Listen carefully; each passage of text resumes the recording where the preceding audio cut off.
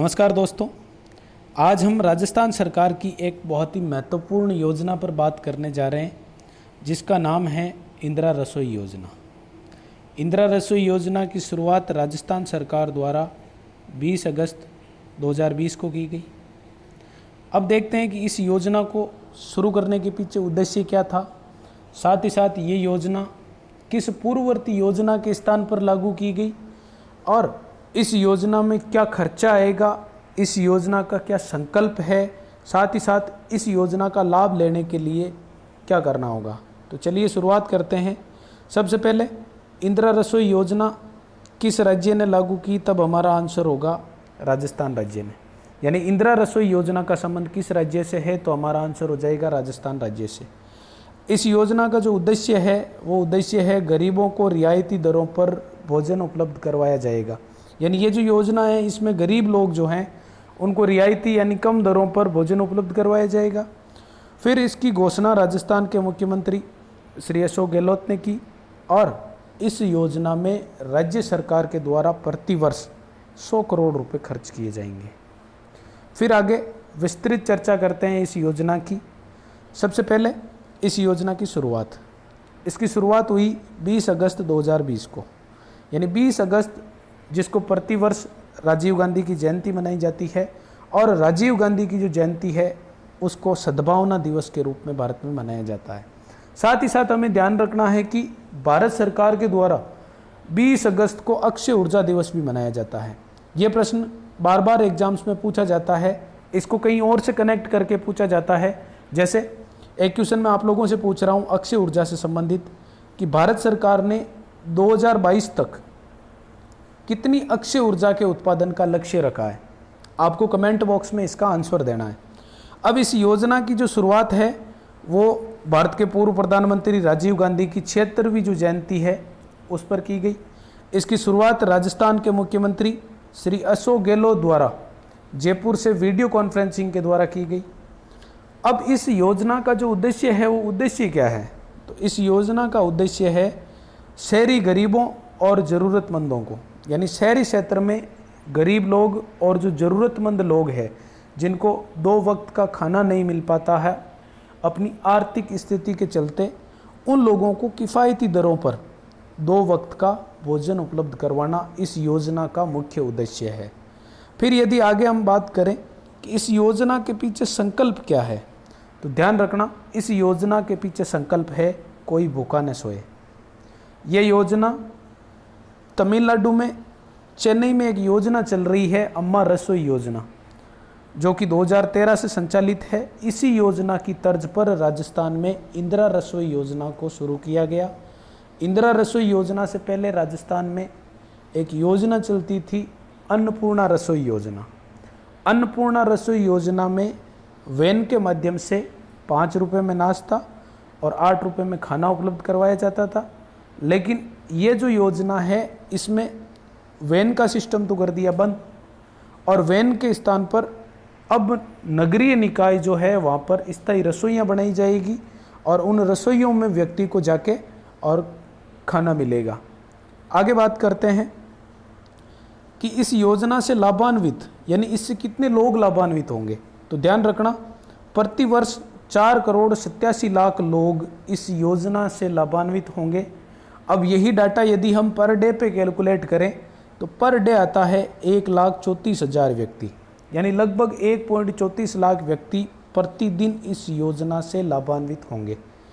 फिर बात आती है खर्चे की कि इस योजना में खर्चा कितना आएगा और वो खर्चा उठाएगा कौन, तो ध्यान रखना इस योजना पर प्रति वर्ष 100 करोड़ रुपए का खर्चा राज्य सरकार उठाएगी। यानी पूर्णतः राज्य सरकार द्वारा प्रवर्तित ये योजना है और इसका जो बजट होगा उस बजट का आवंटन जिले के अकॉर्डिंग किया जाएगा। यानी बजट आवंटन इसमें किया जाएगा जिलेवार। उसके बाद स्थान, यानी ये योजना कहाँ पर संचालित होगी, तो ध्यान रखना ये योजना नगरीय क्षेत्रों के लिए है। फिलहाल के लिए इसको नगरीय क्षेत्रों में लागू किया गया है। साथ ही साथ मुख्यमंत्री जी ने बोला है कि यदि ये योजना नगरीय क्षेत्रों में प्रभावी रहती है और जो इसको क्रियान्वित करने वाले एनजीओज है वो आगे आते हैं तो इसको ग्रामीण क्षेत्रों में लागू करने पर भी विचार किया जा सकता है। और इसका जो भी खर्चा होगा उसका वहन राज्य सरकार के द्वारा किया जाएगा।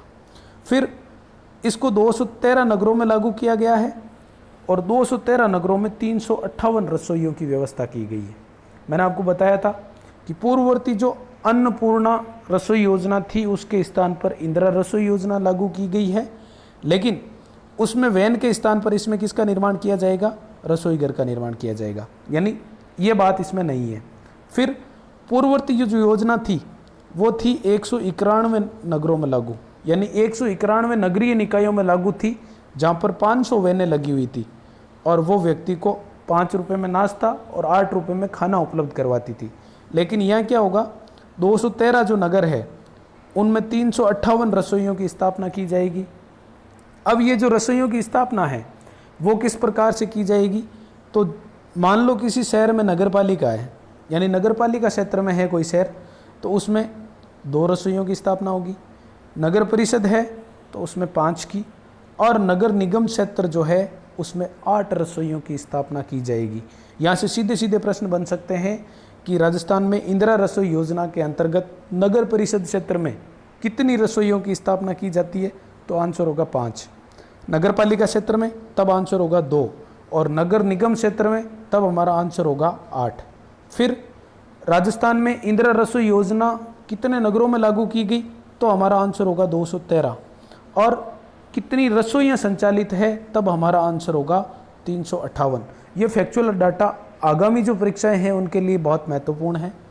अब ये जो रसोई है इनकी स्थापना कहाँ की जाएगी?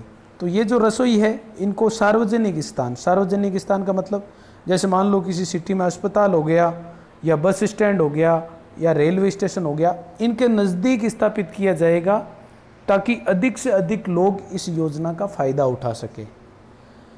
अगला प्रश्न क्या आगे है इसमें कि वैन के स्थान पर स्थायी रसोई का निर्माण किया जाएगा।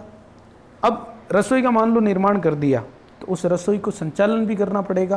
तो ध्यान रखना, वैनें जो थी उनके लिए टेंडर दिया जाता था, लेकिन इस योजना में टेंडर का प्रावधान खत्म कर दिया है। अब टेंडर का प्रावधान क्या किया? सरकार ने खत्म कर दिया। उसके स्थान पर इसका जो संचालन होगा वो गैर सरकारी संस्थाएं, जिसको हम एनजीओ बोलते हैं, एनजीओ के माध्यम से किया जाएगा। इसकी गुणवत्ता बनी रहे इस हेतु राज्य स्तर और जिला स्तर पर एक कमेटी का गठन किया जाएगा।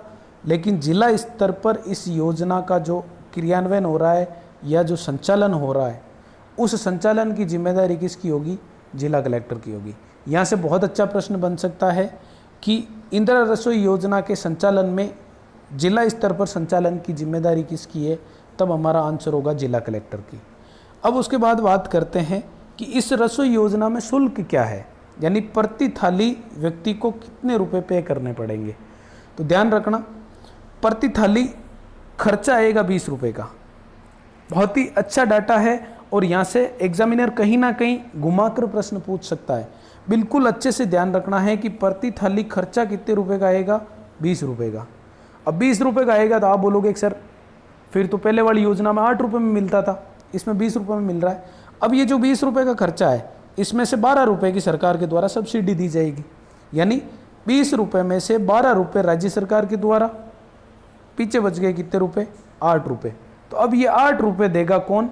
खाने वाला व्यक्ति, यानी जो व्यक्ति खाना खाने के लिए जा रहा है उसको कितने रुपए देने पड़ेंगे? 8 रुपये।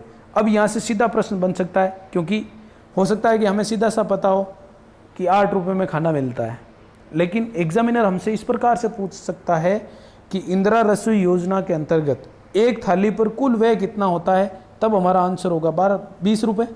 फिर राज्य सरकार के द्वारा कितनी सब्सिडी मिलती है एक थाली पर? तब हमारा आंसर होगा 12 रुपये।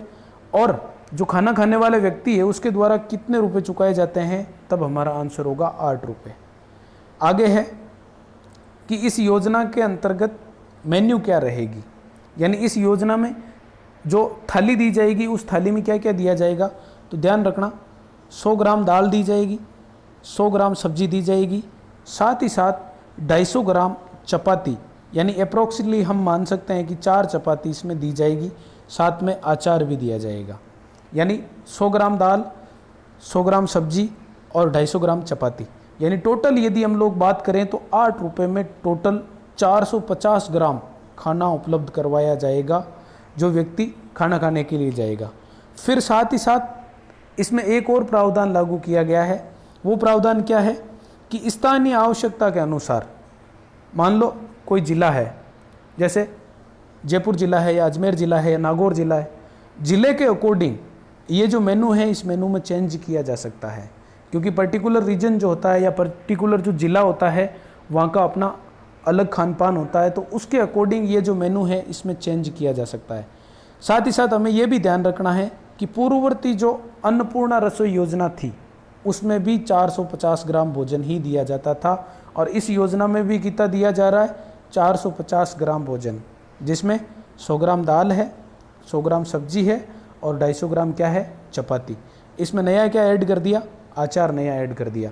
साथ ही साथ एक और नवाचार इसमें लागू किया गया है कि स्थानीय आवश्यकता के अनुसार यदि जिला स्तरीय कमेटी रिकमेंड करती है तो ये जो मेनू है इसमें क्या किया जा सकता है, चेंज किया जा सकता है।